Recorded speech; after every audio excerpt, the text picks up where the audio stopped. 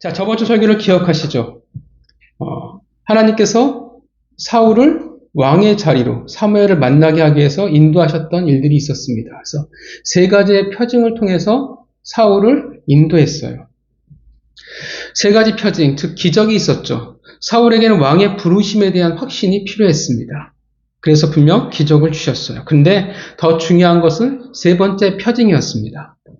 세 번째 표징은 뭐였냐면 하나님의 산에 올라가서 하나님의 영이 임해서 새 사람, 새 마음을 가지는 거였습니다. 바로 그리고 그들을 통해서 하나님이 일하실 거라 말씀하신 것입니다. 세상은 그렇게 생각해요. 사람이 보기에 일하기에 가장 합당한 사람들은 능력이 많은 이들이나 많은 것을 가진 이들이에요. 그들을 통해서 일하기를 바랍니다. 그러나 하나님이 일하기를 원하시는 자들은 새 마음과 새 사람을 가진 사람들이라는 것입니다. 여기에서 새 사람, 새 마음이란 구원을 말하지 않습니다. 성령이 임하여 이제 새로운 삶의 방향을 가지게 되었다라는 것을 말해요. 그전에는 세상이 전부였어요. 주일이 전부였고 그거면 내 삶이 끝이라고 생각을 했는데 생각이 달라지기 시작하는 거예요. 이제 삶의 목표가 방향이 내가 아니라 하나님을 향해서 화살표가 바뀌어졌다라는 것입니다. 이제 나를 부르신 목적을 안 거예요. 나를 왜 하나님이 이 땅 가운데 보내셨는지 그 존재의 의미를 깨닫게 됐다라는 것입니다. 이게 사명이라는 걸 우리가 오해하면 안 돼요. 하나님이 우리를 일을 시키기 위해서 우리에게 사명을 줬다가 아니에요. 사명이 우리의 존재예요. 그것을 알아야 우리가 왜 이 땅 가운데 하나님의 백성으로 살아가는지 알 수가 있다라는 것입니다. 나를 보내신 목적, 그 사명이 나의 존재가 되어지는 것입니다. 그렇다면 우리가 어떻게 새 마음, 새 사람이 될 수가 있냐라는 거예요. 본문은 어떻게 합니까? 사울이 하나님의 산에 올라가요. 어떻게 해서 그 하나님의 산에 올라가는 게 가능했냐면 사울은 사무엘의 말을 믿었어요.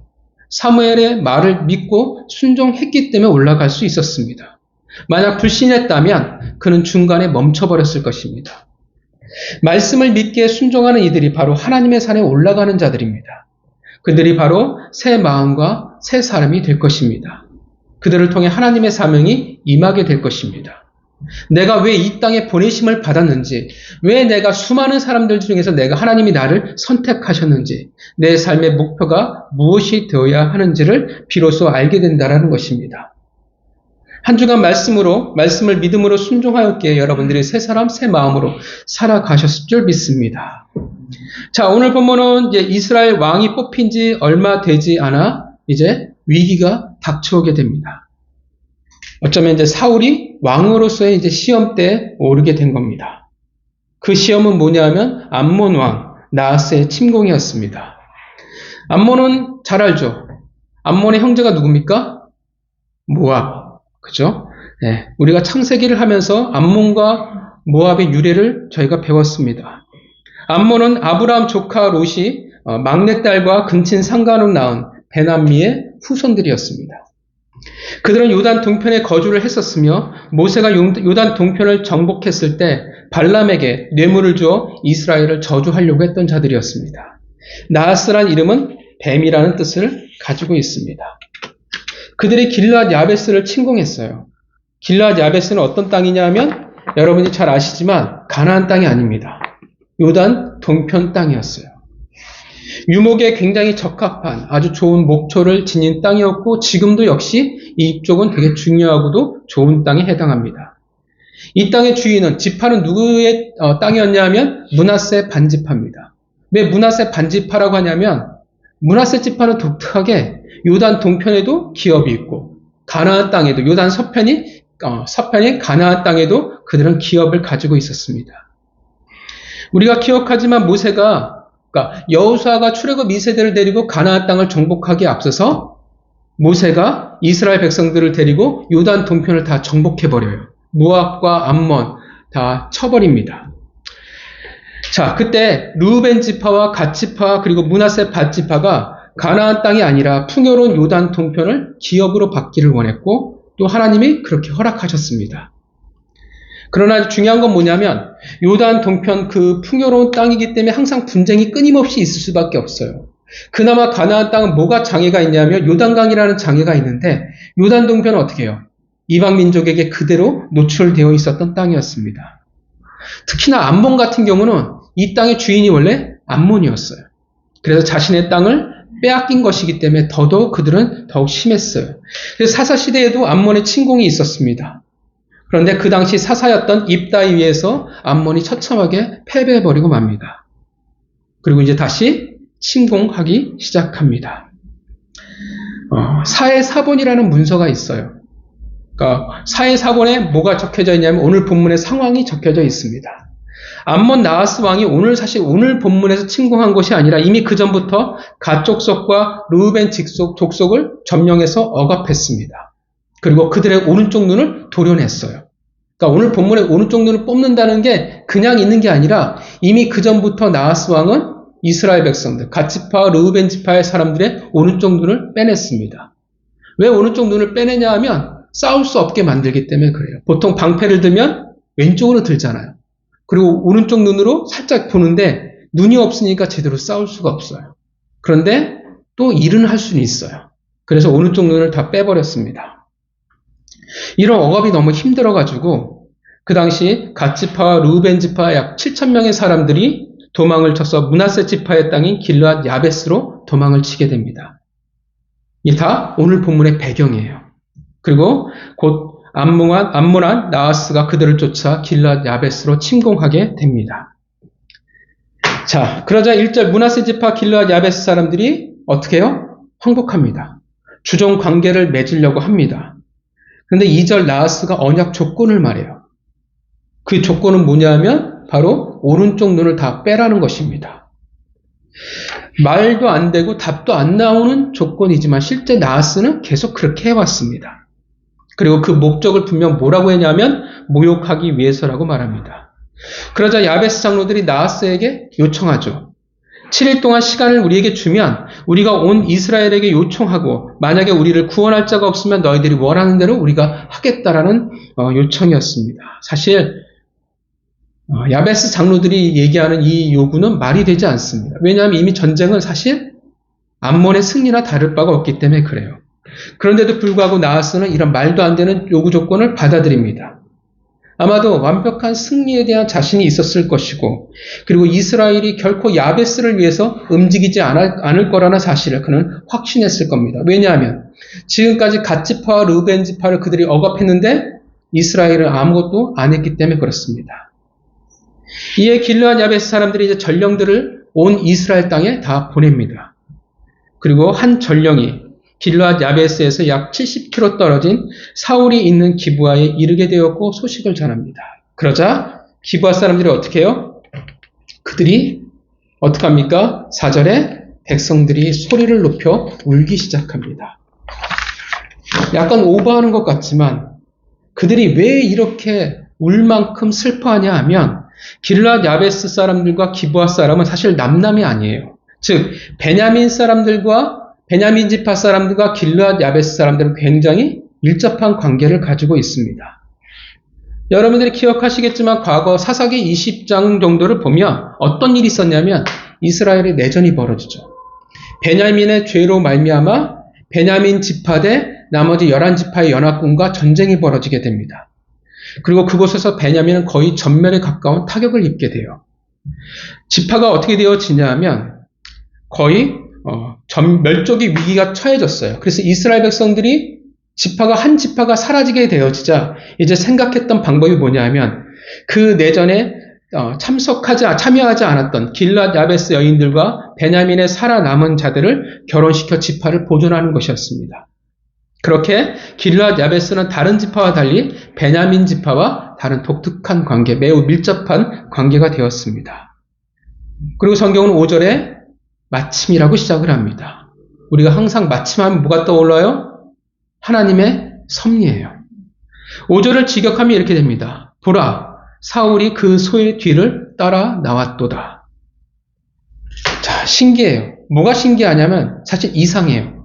뭐가 이상하냐면 분명 10장에서 사울은 왕으로 기름 부음을 받았고 이스라엘 모두에게 공식적인 자리에서 제비 뽑기를 통해 왕이 되었습니다. 10장 26절을 보면 유력한 자들이 신하가 되어 사울을 따라갔어요. 그런데 오늘 사울은 뭘 하고 있어요? 뭘 하고 있습니까? 여전히 밭에서 일을 해요. 일상을 살아가고 있다라는 것입니다. 그러니까 어떻게 해요? 뭔가 정상적이지 않은 상태라는 것을 우리가 생각해 볼 수 있어요. 사울이 야베스의 전령의 말을 듣고 하나님의 영에 크게 감동되어집니다. 원어적인 표현으로는 갑자기 달려들었다라는 표현이 되어져요. 즉 어떤 의미냐면 하나님의 영이 성령이 갑자기 사울에게 임했다라는 거예요. 사울은 전혀 생각하지 않았어요. 전혀 하나님의 때를 알지 못했는데 갑자기 하나님의 때와 방법이 지금 사울에게 이르렀다는 것입니다. 그러자 7절 사울이 한 겨리의 소, 즉 한 쌍의 소입니다. 그리고 여기에 소는 그냥 소가 아니라 황소를 말합니다. 이 황소 2마리를 잡습니다. 그리고 그 소들을 조각을 내어 메시지와 더불어 온 이스라엘 땅에 보냅니다. 그 메시지는 모두 나와서 사울과 사무엘의 명령을 따르라는 것이었습니다. 사실 사울은 왕으로 인정받지 못하는 상태였음에도 불구하고 하나님이 일하십니다. 하나님이 어떻게 임하세요? 두려움으로 임하셨어요. 그러자 이스라엘 백성들이 신속하게 이스라엘 군대가 모이기 시작을 합니다. 7일이 되지도 않은데 얼마만큼의 숫자가 모여요? 얼마가 모입니까? 총 33만 명의 군대가 모입니다. 유다 지파에서 몇 명입니까? 3만 명. 그리고 나머지 지파에서 30만 명이에요. 8절입니다. 엄청난 숫자죠. 또 신기한 건 뭐냐면 그냥 군대 33만 명이라고 표현하면 되는데 굳이 어떻게 해요? 유다 3만 명, 이스라엘 30만이라고 나눠서 이야기한다라는 것입니다. 이것도 뭔가 하나님이 우리에게 말해주고 싶은 뭔가 정보가 있는 거죠. 자, 9절 이 소식을 이제 야베스 사람들에게 전했고 10절 야베스 사람들은 나하스에게 항복하겠다는 거짓된 소식을 전합니다.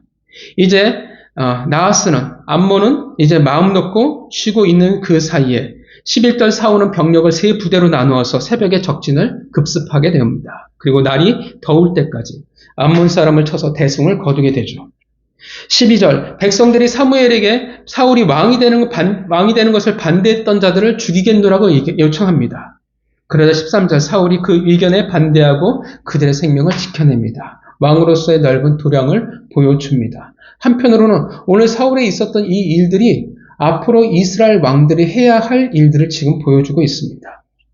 14절 사무엘이 이제 길갈로 가서 사울의 즉위식, 즉 대관식과 더불어 나라를 새롭게 하자고 이야기를 합니다. 이것이 본문의 내용이에요. 자, 오늘 본문은 우리에게 무엇을 이야기해주고 있을까요? 이 전쟁을 통해서 우리에게 하나님이 가르쳐주고자 하는 것은 무엇일까요? 여러분, 오늘 본문을 딱 떠올리면 뭐가 생각이 나십니까? 굵직굵직한 어떤 그림들이 부각이 되어지시나요? 본문을 오늘 보면 가장 먼저 우리가 부각되어지는 큰 그림들을 보면 이스라엘의 위기가 찾아왔다라는 겁니다. 하나님의 뜻을 거스르면서까지 어떻게 해요? 그들은 이스라엘 왕을 요구했어요. 8장 20절을 보면 그들 앞에 나가서 그 싸움을 싸워야 할 자가 누구였냐면 왕이었어요. 10장 27절을 보면 왕은 그들을 구원해야 할 자였습니다. 하나님께 사무엘을 통해서 그리고 놀라운 섭리를 통해서 하나님은 그들에게 왕을 주셨습니다. 왕이 세워진 지 얼마 되지 않아 바로 이스라엘에게 위기가 찾아옵니다. 자, 그런데 또 부각되는 건 뭐예요? 성경이 우리에게 계속 가르쳐주고 있는 정보는 뭐냐면 이상한 거는 하나님은 그들의 요구에 따라서 정말 짧은 시간에 하나님이 막 기적을 때려 부으셔서 그들에게 사울이라는 왕을 주셨는데 오늘 본문은 어떤 상태를 이야기해줘요? 왕이 있는데 왕이 없는 상태가 되어졌다라는 것을 말해주고 있어요. 왕의 역할이 뭡니까? 그들을 앞서 나가 싸움을 해야 되는 자예요. 그들을 구원해야 되는 것이 왕의 역할이었고 이스라엘 백성들이 요구했던 거예요. 그런데 오늘 본문에 왕인 사울은 뭘 하고 있냐면 밭에서 일을 하고 있어요.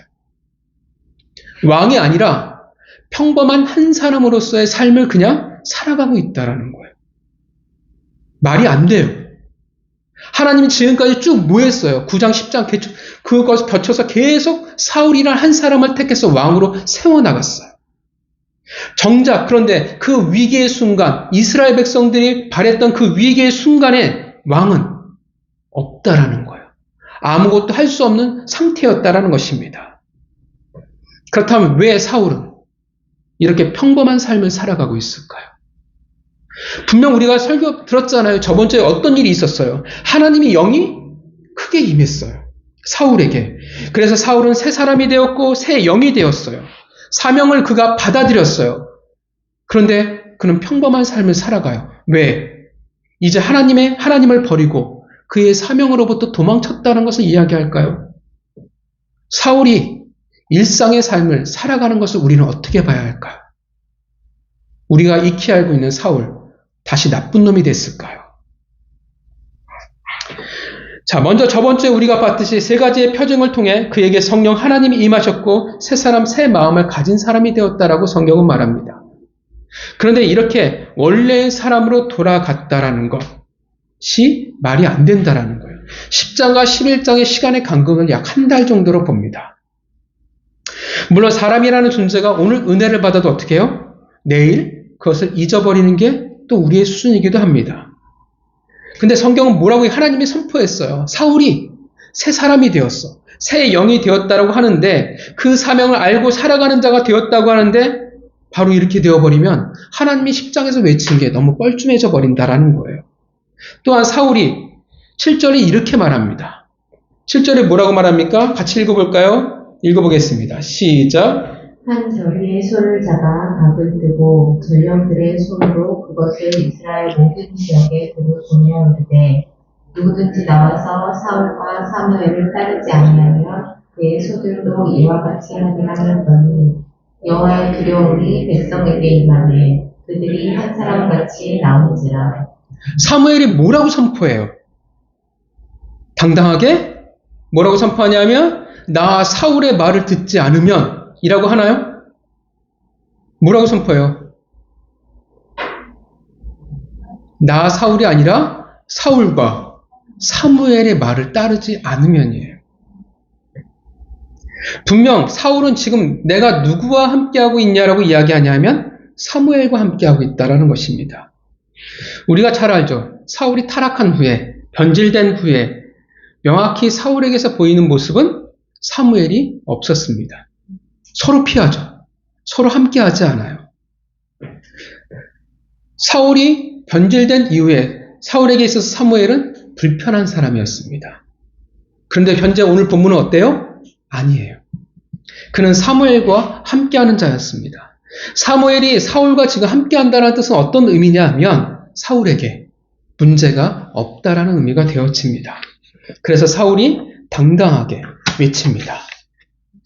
그런데 왜 사울이 변하지 않았는데 사무엘과 함께하고 있는데 왜 그가 일상의 삶을 살아가고 있을까요?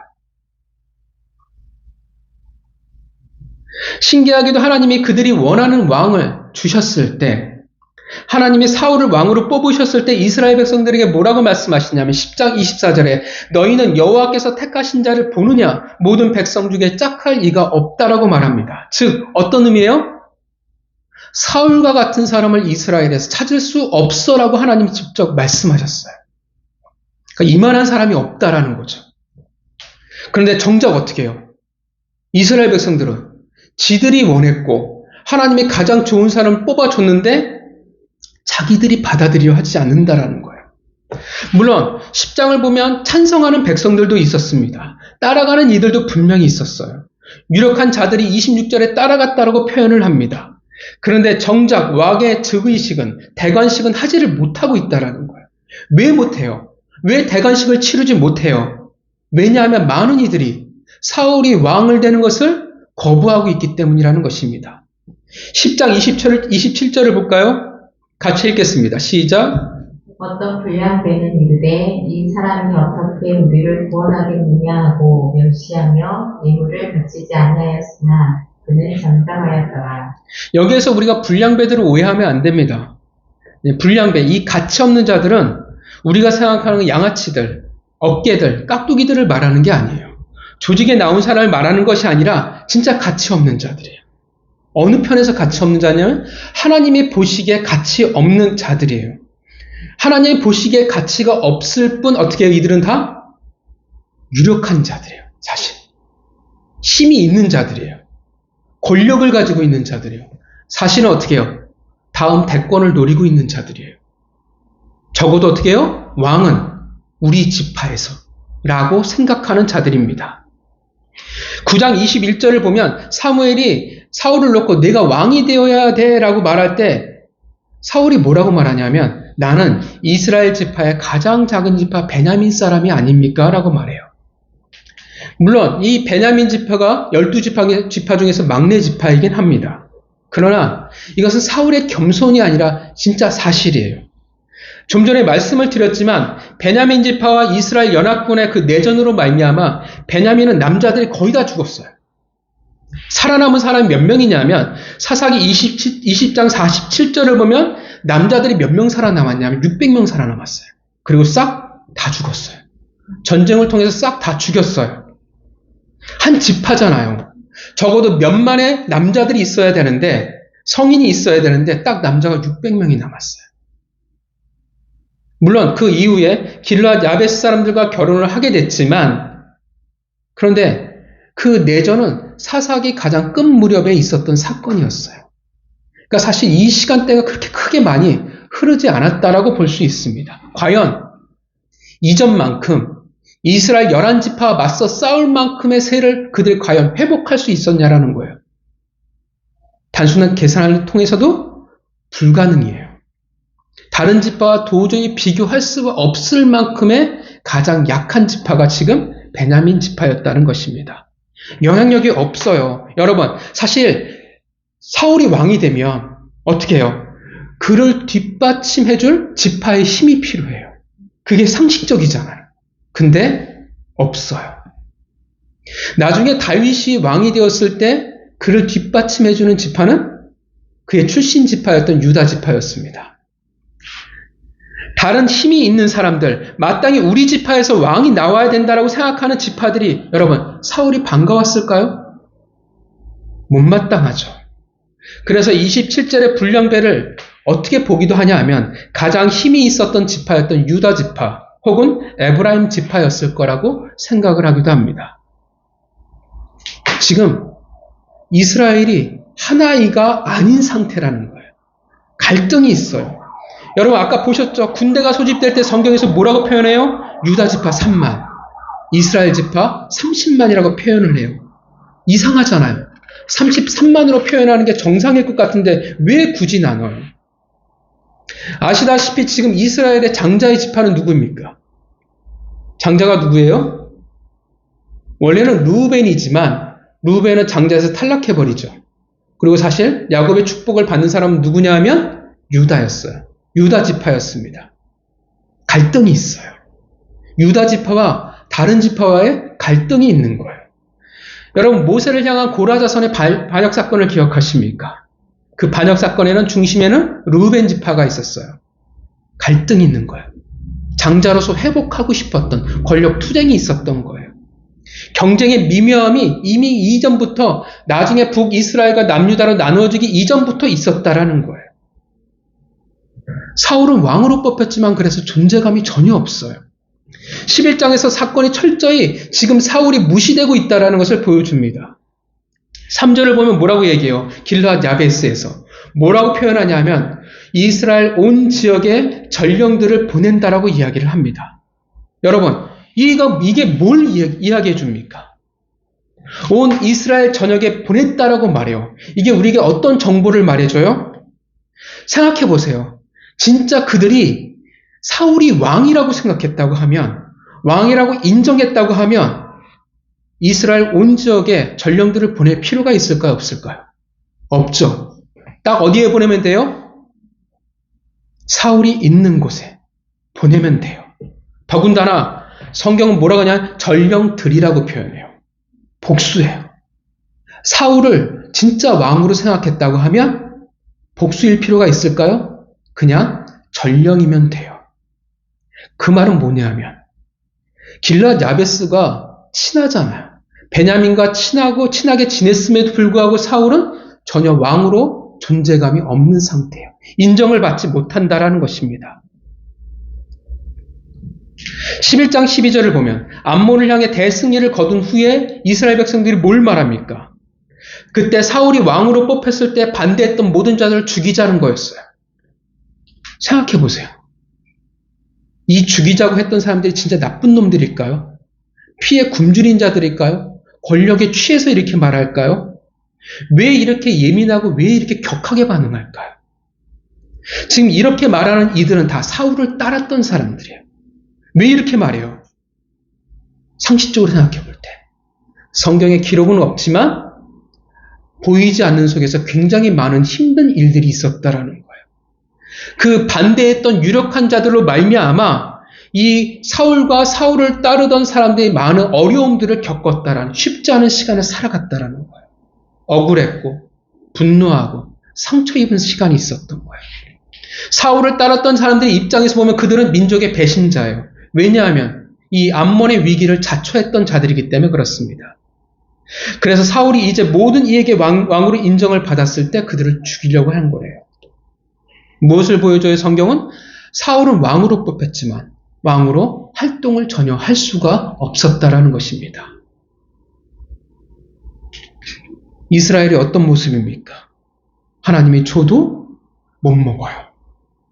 그들이 그토록 하나님의 뜻을 거스려서라도 왕을 달라고 요구를 했는데, 우리를 구원할 자를 달라고 했는데 정작 하나님이 주시니까 그 왕을 받아들이지 못하는 아주 패역한 자들입니다. 그래서 암몬의 공격에 스스로 아무것도 할 수 없는, 구원할 수 없는 자들이라는 것입니다. 그들은 분명 목적을 가지고 왕을 달라고 했잖아요.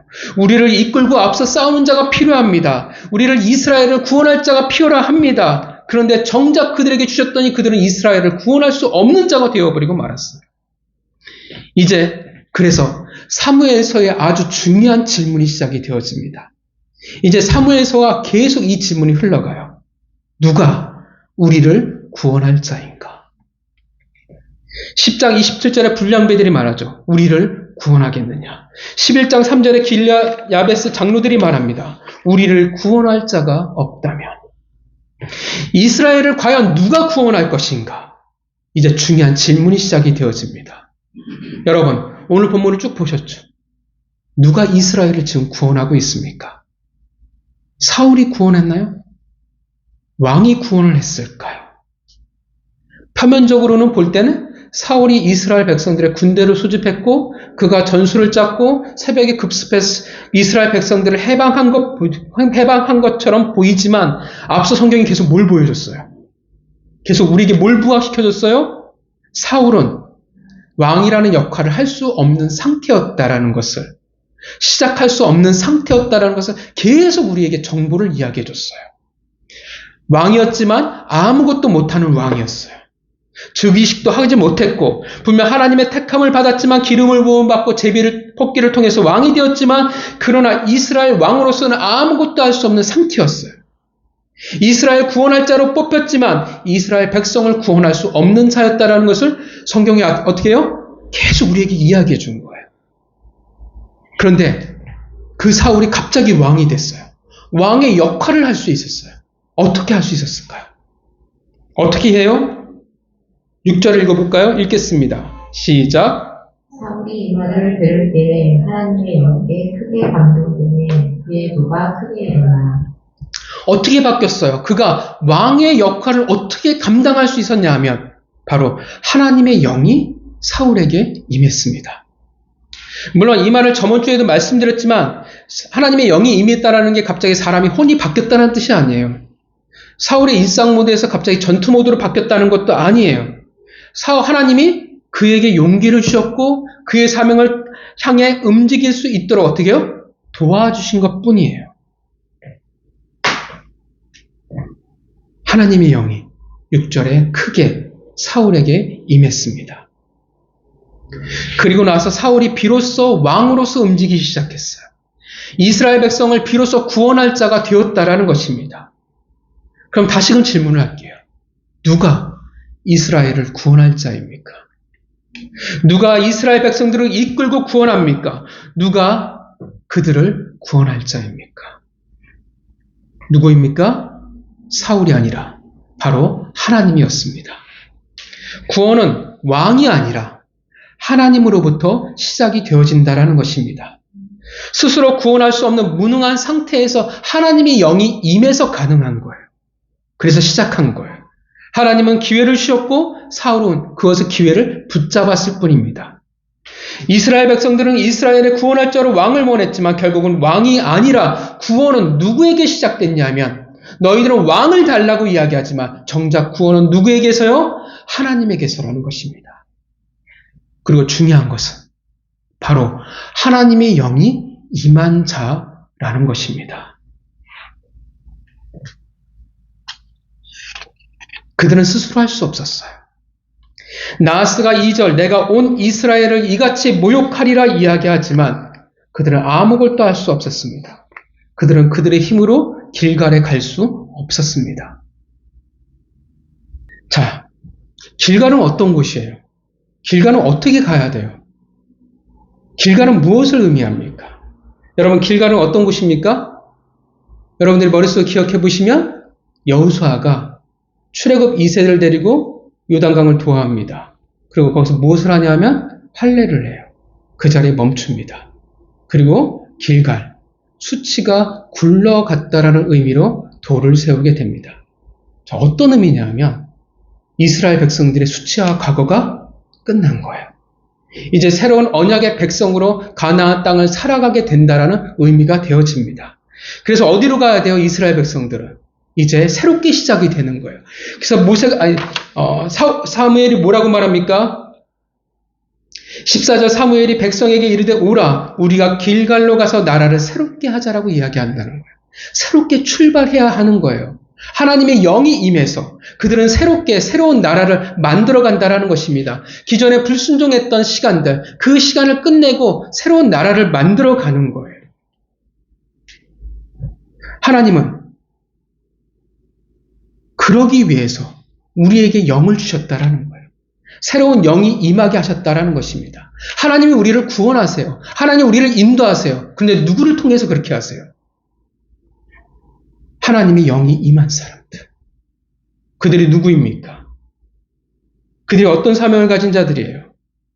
바로 하나님의 통로가 되는 사명을 가진 자들입니다. 여러분, 하나님이 아브라함을 부르셨을 때 기억하십니까?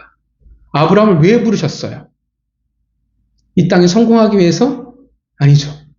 열방이, 모든 민족이 너로 말미암아 축복을 받게 하기 위해서 하나님이 내가 너를 택했다고 분명히 말씀하셨어요. 그리고 그 아브라함의 부르심의 사명은 이제 아브라함의 영적인 모든 후손들이 가지는 동일한 사명이에요. 여러분, 하나님이 여러분들을 왜 부르셨어요? 왜 부르셨습니까? 왜냐하면 여러분들이 이 땅의 축복의 통로가 되게 하기 위해서 여러분들을 부르셨습니다. 믿으십니까? 하나님이 그렇게 부르신 거예요. 우리는 각자 사명의 색깔이 다를 수 있어요. 누구는 전도가 있을 수 있고 기도가 있을 수 있고 누구는 섬김이 있을 수 있고 누구는 봉사할 수 있고 다양하게 있을 수는 있어요. 그런데 그 사명들이 다 무엇으로 향하냐 하면 결국 하나님의 통로가 되는 거예요. 하나님의 통로가 돼서 하나님 원하시는 것을 이 땅에 우리는 흘려보내는 것입니다. 그래서 어떻게 해요? 우리를 통해 누군가가 열방이 다른 이웃들이 복을 얻게 하기 위함이라는 것입니다. 새롭게 하기 위함이라는 거예요. 그래서 어디로 가요? 그들의 길갈에 있는 하나님을 만나 새롭게 되어지고 새로운 삶을 살아가게 만드는 것이 우리 모두의 사명이라는 것입니다. 믿으십니까? 우리 역시 어떻게 되었어요? 하나님을 만났지만 누군가가 우리의 축복의 통로가 되었기 때문에 어쩌면 이름을 모를 수도 있어요. 스쳐간 사람일 수도 있어요. 그러나 어떤 축복의 통로가 있었기 때문에 오늘 우리가 지금 이 자리에 하나님의 사람으로 살아가고 있다는 것입니다. 여러분, 그들이 하나님의 영이 임한 자들이에요. 하나님의 축복의 통로라는 것입니다. 그들은 어떤 역할을 가져요? 하나님의 축복의 통로가 되어서 이웃을 길갈로 인도해야 하는 것입니다.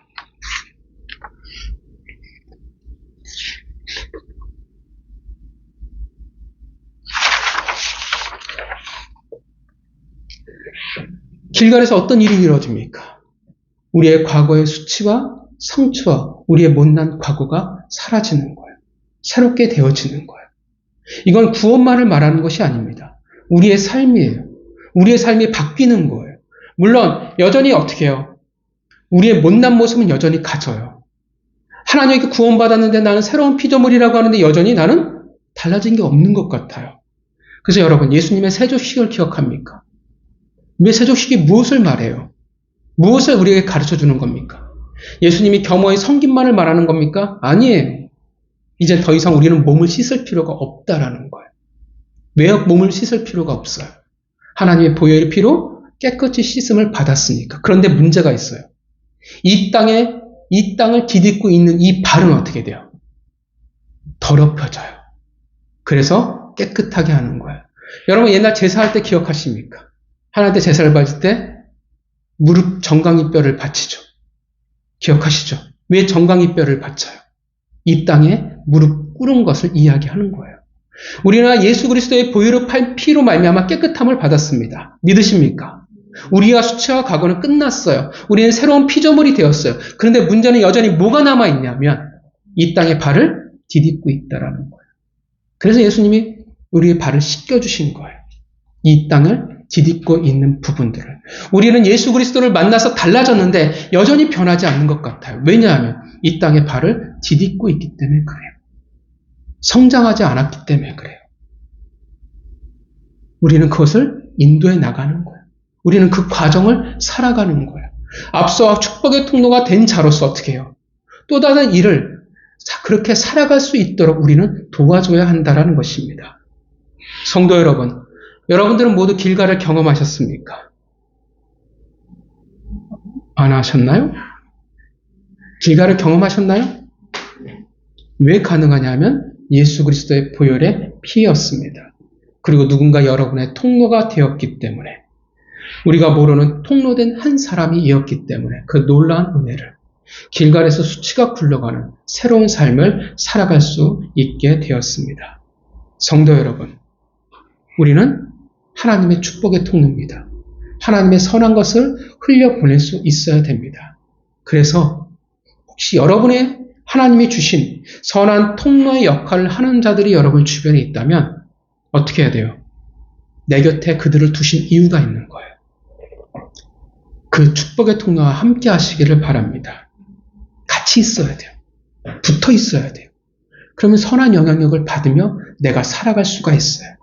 교회에서는 누구를 붙이셨어요? 목회자를 주신 게.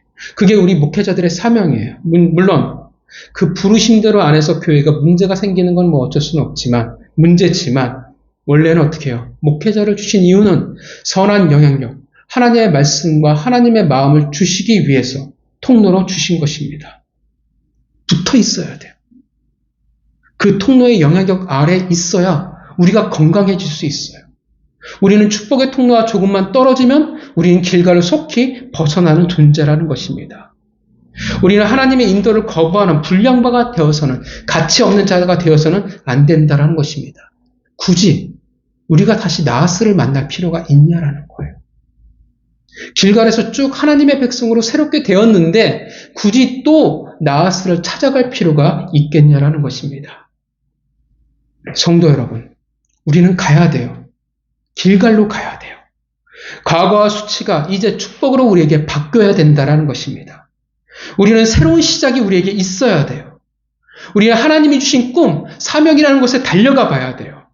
그러하게 여러분, 축복의 통로를 붙드시기를 바랍니다.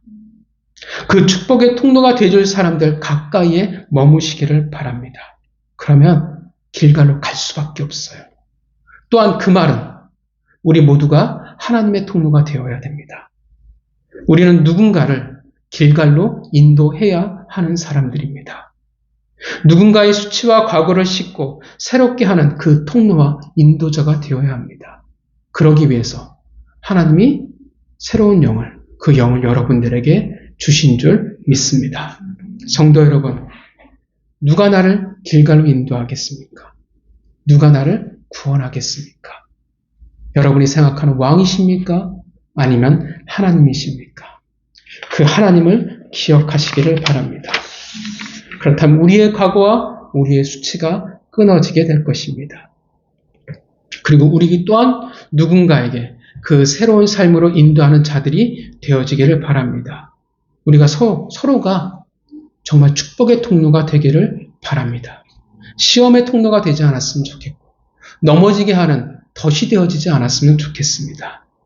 나를 만나서 우리를 만나서 과거와 수치를 다시금 경험하게 만드는 일들은 없었으면 좋겠고 나 때문에 우리 때문에 굳이 암몬왕 나하스를 만나게 하는 이들이 통로가 되지 않기를 바랍니다. 언제나 그 새롭게 하는 길가를 다 만나는 통로가 되어지기를 그 축복의 통로가 되어지기를 주님의 이름으로 축원합니다.